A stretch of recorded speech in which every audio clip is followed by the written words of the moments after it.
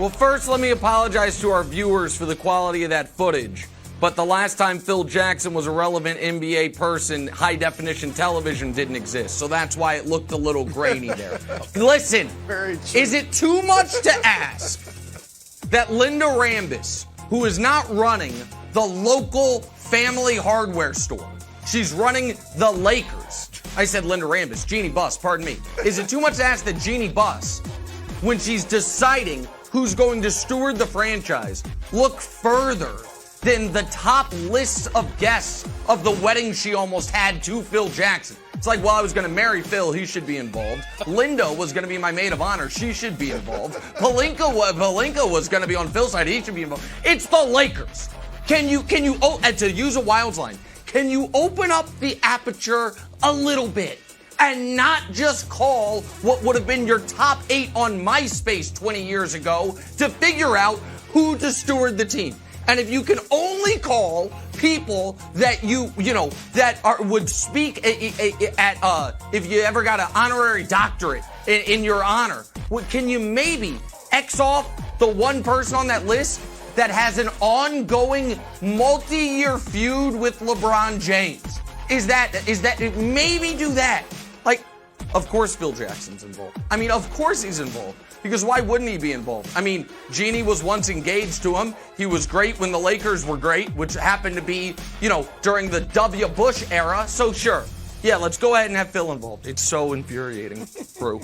It really, really makes me mad. All right, entertaining. Nick, I agree with every single thing you said. I'm going to take it even further. All right, look, I will admit this.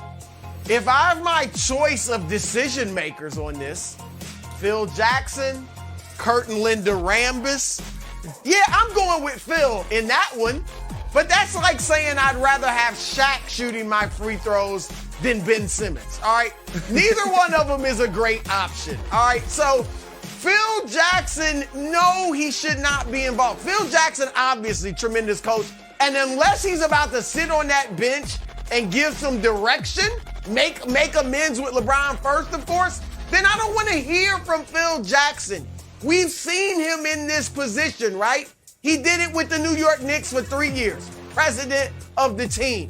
And it was an abject disaster. Let's look at some of his decisions, shall we? Please. He fires Mike Woodson as coach. All right, Woodson, by the way, he fired him a year after Woodson led the Knicks to the second round of the playoffs for the second time this millennium. All right, for the second time this millennium. All right, in 20 years or so, they hadn't been to the second round, and Woodson led him there, and then Jackson fires him. He hires Derek Fisher, former player for him. Disaster. When that comes to fruition, he replaces Fisher with Kurt Rambis, his buddy. Of course. Disaster. And then when he got rid of Rambis, he replaced him with Jeff Hornacek. Disaster. And this is the guy that is going to choose maybe your next coach? He was involved in the Frank Vogel decision, Wilds. But look, Vogel's fine. He is a good coach, I believe. But that was the wrong decision. They should have went with Tyronn Lue. They didn't go with Ty Lue because they wanted Vogel. So what was that? 4 coaches that I just named that Jackson made mistakes on? So come on, what are we doing, Lakers? Okay, stay here, Broussard.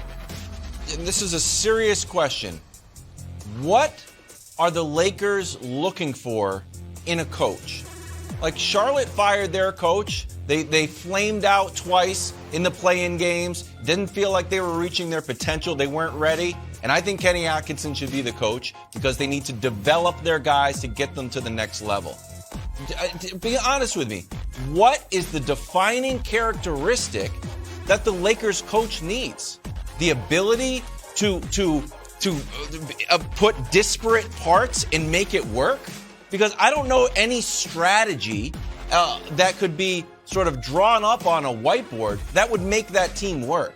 So the idea that there's this focus on coach rather than Pelinka and roster construction seems to be misplaced. I don't care if you get Red Auerbach out of a time machine and bring him there. I don't think the Lakers win. So I'm at a loss. What's the one defining characteristic you want to see in a Lakers coach? Okay.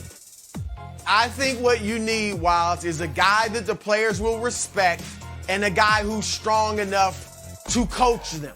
So they respect him and he will coach them. He's not afraid of LeBron. He's not afraid of Russ. He's not afraid of AD. To me, look, I think the guy's Mark Jackson.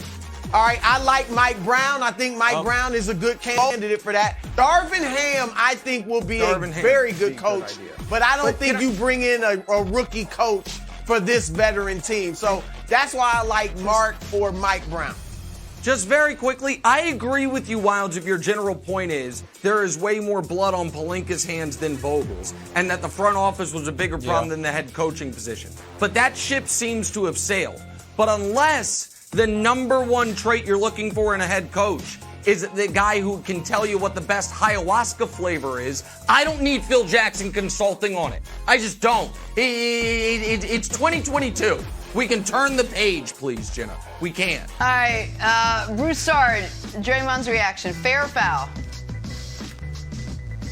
Look, on a human level, we all understand where Draymond's coming from, right? You are bleeding. You did have to get stitches, and he's right. He could have had a concussion. It could have been an injury similar to Joel Embiid, orbital fracture, who knows? And they're booing him. So I get where he's coming from.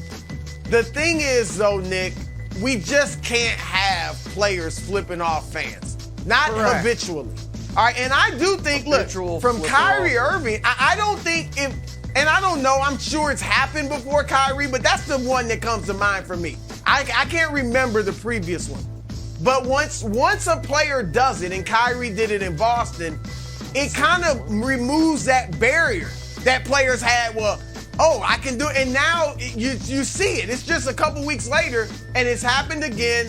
The league will have to come down on this, and you just don't want this type of adversarial relationship with your players and your fans. So I understand where Dre's coming from, but you still can't do it, Nick.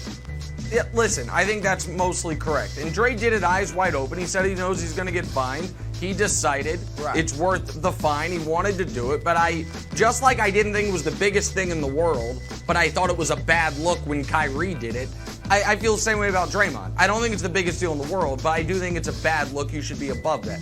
Here, though, is the unfortunate reality for Draymond Green.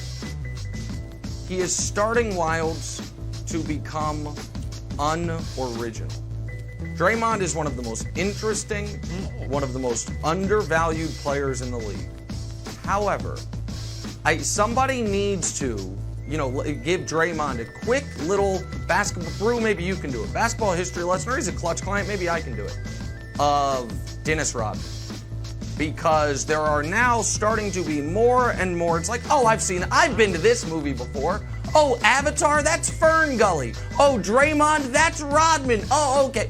And I don't think Draymond wants to be unoriginal, but he is walking the same steps that Rodman walked. And so in that regard, I don't think it's a great look. Like, I've been to this movie before. I know what it is. I appreciate the player, but I also don't think you're cutting edge on this stuff, buddy. Wow. So perhaps a more charismatic Bird is what you're arguing for? I think it's a great idea. I just want to drive one final point home, Jenna. The $1 million man aspect of Draymond's post-game press conference is just like chef's kiss, because that was original. Like, I've got the money. I'll make an appearance. I'm not even going to come out of my salary. I'll make an appearance. You know what? I'm going to go to some corporate. Maybe I'll go to FedEx. Maybe I'll go to FedEx in Memphis and do a speech on leadership and make up the money and then some. Final point, Jenna. I do think the league is going to have to look at the difference between giving the Bird once and giving the Bird twice. The league seems to view that as one gesture. I view it as two separate individual gestures doubled. So I think the fine could be doubled. You certainly, if you give one Bird, you do not deserve the same fine as someone who gives a double Bird. Well, that means the double Bird is on sale. It's ridiculous.